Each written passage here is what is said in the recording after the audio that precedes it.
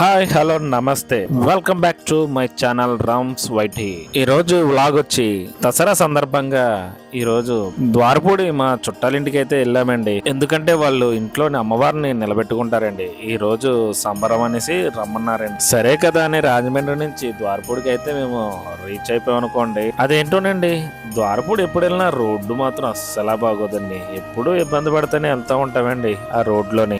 ఎలా అయితేనే వాళ్ళ ఇంటికి అయితే మేము రీచ్ అయిపోయామండి. వెళ్ళగానే మేము అమ్మవారి దగ్గరికి అయితే వెళ్ళామండి. అమ్మవారిని చాలా బాగా అలంకరించారండి వాళ్ళ ఇంట్లోని. మేము వెళ్ళేసరికి అయితే అమ్మవారికి నైవేద్యం అయితే పెట్టేశారండి. మేమైతే అమ్మవారిని దర్శించుకొని మాతో తీసుకొచ్చిన చీరని అమ్మవారికి సమర్పించామండి. తర్వాత మేము కూడా భోజనాలు చేసి కాసేపు చుట్టాలతోటి అందరితోటి ముచ్చట పెట్టుకున్నాం అనుకోండి.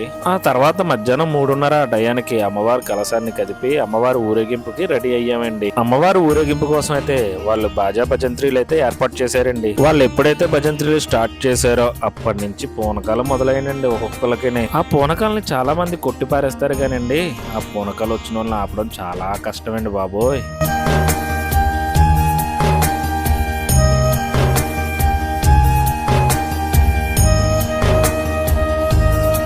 ఆ పూనకం వచ్చిన వాళ్ళు అలాగా పూనకంతో ఊగుతూ ఉన్నారని అంతలో కలశం నేను తీసుకుని బయటికి తీసుకొచ్చానండి. అలా తీసుకొచ్చిన కలశాన్ని తీసుకెళ్లి భవానీ నెత్తి మీద అయితే పెట్టానండి. ఆ కలశం నా చేతిలోకి రావడం కూడా దేవి తల్లి ఆజ్ఞ అనుకుంటే అండి నా చేతిలోకి వచ్చింది కలశం. అమ్మవారిని కూడా బయటికి తీసుకొచ్చామండి. వీధి చివరి ఆటో పెడితే ఆటో వరకు చేతులతోటి మోసుకుని వెళ్ళామనుకోండి.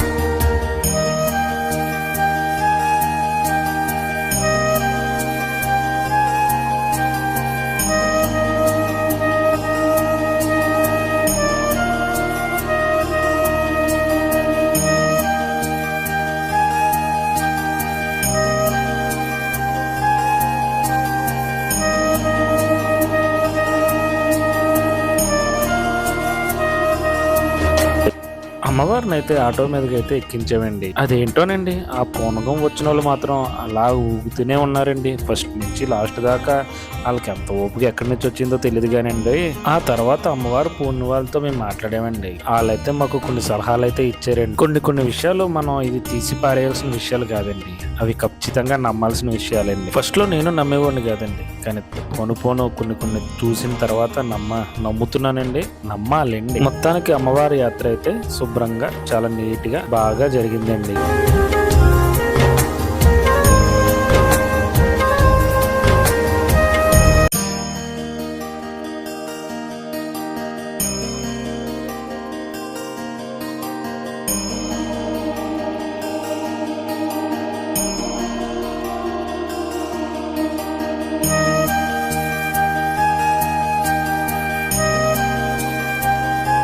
ఇంకా అక్కడి నుంచి మేము బయలుదేరి ద్వారపూడి వచ్చామంటే శివుడిని చూడకపోతే ఎలాగండి, అసలే కొత్తగా ఏర్పాటు చేసిన శివలింగం. అందుకే ద్వారపూడి గుడి దగ్గరికి కూడా వెళ్ళొచ్చామండి.